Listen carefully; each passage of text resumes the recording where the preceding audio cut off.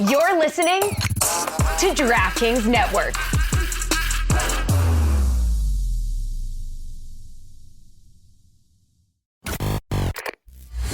A lot of mockery coming through here from all angles on a couple of fronts. One, I saw Stugotz and Jess both working really hard on the fly, improv, trying to think quickly when Jamel Hill was saying that Kamala Harris's favorite word starts with an M and ends with an A, and that she wanted to say to Trump, this starts with an M, ends with an A, instead of this former president. They were trying to come up with a word. I heard it sort of ping-ponging around the room. It was going to be this mocha. And then as soon as the segment ended, both of them clapped their hands and they're like, Meshuggah. Oh.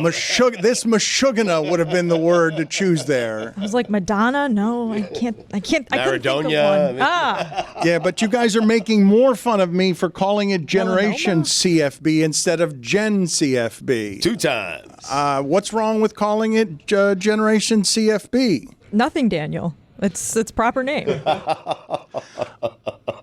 We don't have Jen on that show, so Gen CFB is Generation CFB, Dan. Right? Jen.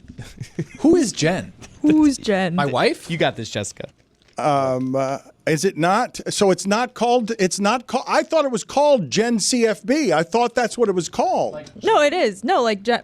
But you mean with a G? Jen. Jen. Yeah, Jen. Yeah.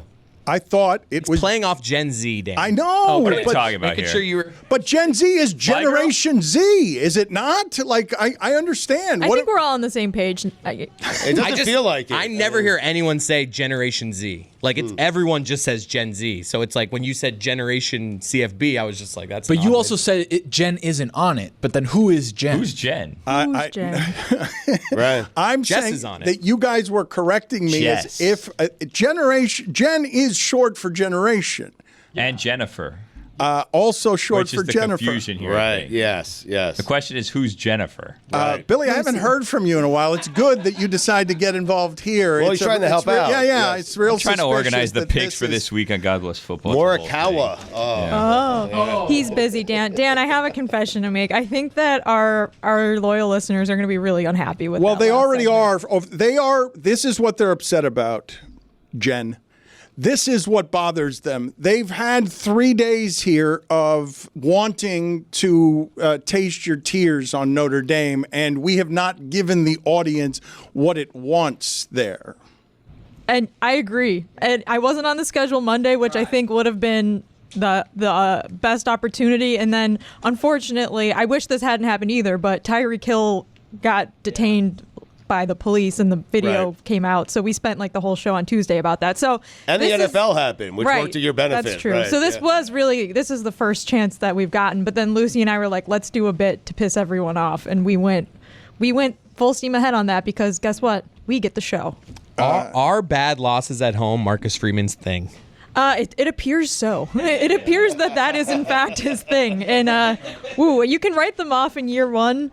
Year two, he lost to 3 pretty good teams, but one of them was a very winnable game at home against Ohio State. But in year 3, it's harder to make excuses about it. I don't really know what there is to say other than Notre Dame's got a big quarterback problem. I know what to say. Belichick?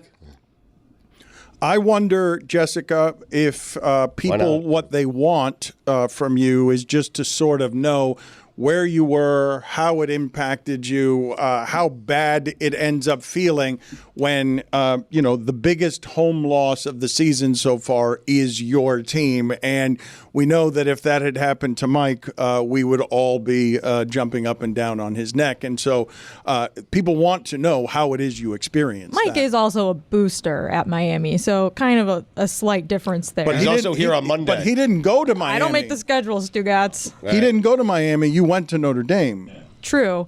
I was actually, my sister was in town. She moved back to the States. She was living in Madagascar for like 6 years, so I haven't seen her a lot over the last few years. So she came in town, and I thought, this will be a fine weekend for her to come in town. There's a lot of football on, but Notre Dame's playing Northern Illinois. So if I have to miss some of the game, it should be fine. But then I made the crucial error during the Texas A&M game. I bargained with God, and I said, God, if you let Notre Dame win this game against Texas A&M, they can lose to Northern. I don't care. I want to win this game.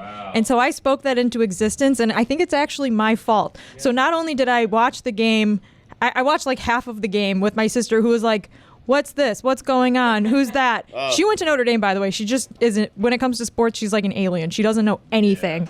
And my brother-in-law, who's not from America, who also was like, so there's 4 downs? And I'm like, I can't do this right now. So I was like, let's go to a bar with no TV, and I'm not going to watch this, and I don't care what happens. And I'm going to put my phone down because I already bargained with God, and I know this is not going to end well for me. This is your fault. Who does God like in Bills Dolphins -2.5? That's a really good question. I'll have a chat with him later tonight and figure it out. And let's be honest, Notre Dame losing, while it was a bad loss, they can lose 2 more times and still make it to the playoff. Yeah, I mean, true. and that's why college football is ruined, Dano. I mean, Well, why is it, though? Because Lucy says she doesn't want to hear from anybody when Iowa loses. Lucy said that she didn't come after you when Notre Dame lost, but I do feel that part of one of the great joys in sports is coming after your friends when their teams lose, unless your friends are they care so much that they're actually heartbroken by the result, and now what you're doing is not funny.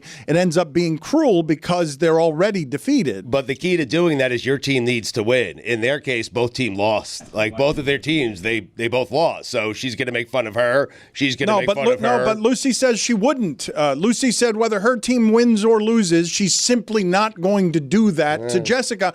And, man, we stepped in it with Sarah Spain. Do you remember when the Marlins and the Cubs were playing? Sarah Spain didn't think any of that was funny when we were just teasing her about games she cared about in a way that was unreasonable. And I don't think that your fandom for any team, and do I have this wrong? Because you actually watch all of this with a smirk, but I thought that your fandom for Notre Dame was stronger than it is for most teams. The thing is, Dan, like, once we get to Wednesday, I'm now at the point where I'm like, this is deeply and darkly very funny. And there's like, it's the kind of fandom where like Notre Dame could lose this game every week for the rest of my life, and I'm not really going anywhere. So like, oh well. It.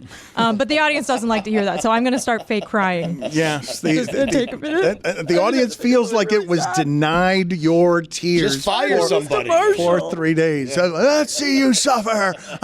You know what it's like to be at a Catholic school. Let's put her on the crucifix and have her suffer. I want Jen's tears. Yes, Jen.